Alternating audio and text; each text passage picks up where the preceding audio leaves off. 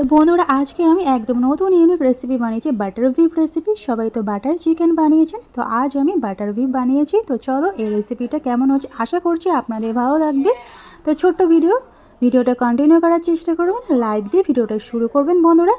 তো এখানে গরু মাংস 1 কেজি নিয়েছি, সেটাকে ভালোভাবে কষে করে নেওয়ার পরে এবার একটা পাত্রতে আমি নিয়ে নিয়েছি। এখানে 1 চামচের মতো লঙ্কা গুঁড়া দিয়ে দিলাম, 1 চামচ হলুদ গুঁড়া, এবার 1/2 চামচ করে জিরা ধনিয়া গোলমরিচ গুঁড়া দিয়ে দিলাম।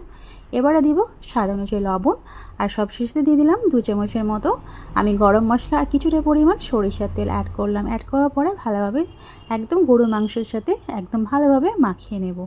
তো এখানে এবারে দেব 2 টেবিল চামচের মতো আমি টক দইটা ফার্স্টে দিতে আমার মনে ছিল না, তাই সবশেষে আমি অ্যাড করলাম। এবার হাত দিয়ে ভালোভাবে আবারও মাখিয়ে নেব।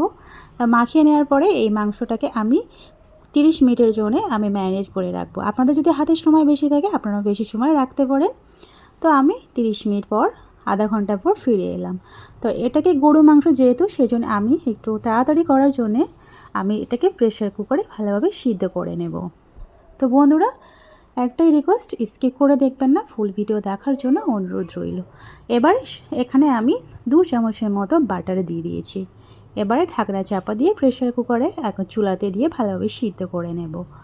তো এখানে চুলাতে দিয়ে দিলাম, এটা ক্যামেরা অফ করে নিয়েছি বন্ধুরা।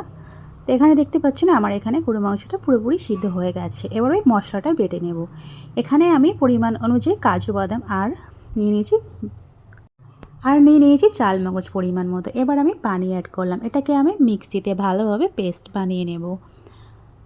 তো বন্ধুরা যে যেখান থেকে পারছেন আমার এই রেসিপি দেখছেন, দেশ বা বিদেশে বাইরে, তাদেরকে অসংখ্য ধন্যবাদ আমার এই রেসিপি দেখার জন্যে। তো আমার কমপ্লিট হয়ে গিয়েছে, এবার রান্নাতে চলে যাই। এবার আমি কড়াইতে পরিমাণ মতো বাটারে দিয়ে দিয়েছি, আর একটুখানি ঘি অ্যাড করব পরিমাণ অনুযায়ী। তো এখানে বাটারটা গরম হয়ে গিয়েছে, এবার আমি কিছুটা পরিমাণ আমি এখানে ঘি অ্যাড করেছি। আপনারা ঘিটা বাদ দিতে পারেন, আপনাদের পছন্দ অনুযায়ী দিতে পারেন, শুধু বাটারে দিয়ে এটা করলেও চলবে। তো এখানে এটা আমার দুটোকে মিক্সড করে ভালোভাবে গরম করে নেওয়ার পরে আমি 3টে বড় সাইজের পেঁয়াজ কুচি রেখে সেই পেঁয়াজটাকে দিয়ে দিলাম। দেওয়ার পরে পেঁয়াজটাকে একটু লাল করে ভাজা করে নেব। তো এখানে আমার পেঁয়াজটা ভাজা করা হয়ে গিয়েছে, এবার আমি মশলা অ্যাড করব। এখানে 1 চামচের মতো আদা বাটা আর 1 চামচের মতো রসুন বাটা দিয়ে আদা রসুনটাকে একটু ভাজা করে নিয়ে, এতে করে কাঁচা গন্ধ না থাকে। এবার দিয়ে দেবো 1 চামচের মতো লঙ্কা গুঁড়ো, 1 চামচের মতো হলুদ গুঁড়ো, আর আবার একটু গরম মশলা দিয়ে দিলাম 1/2 চামচের মতো। এবারে অল্প অল্প যে গরুর মাংসের যে এক্সট্রা ঝোল ছিল, সেই ঝোলটা দিয়ে আমি মশলাটাকে ভালোভাবে কষিয়ে নেব। তো এখানে ভালোভাবে আমার কষানো হয়ে গিয়েছে। এখানে আমি টক দই ভালোভাবে মিক্সিতে ফেটে নিয়েছি বন্ধুরা। সেই ফেটানো টক দইটা আমি এখানে দিয়ে ভালোভাবে কষিয়ে নেব মশলার সাথে। এবারে যে কাজু বাদাম আর যেটা পেস্ট করে রেখেছিলাম চাল মগজ, সেই চাল মগজ আর কাজু বাদাম বাটাটা দিয়ে দিলাম।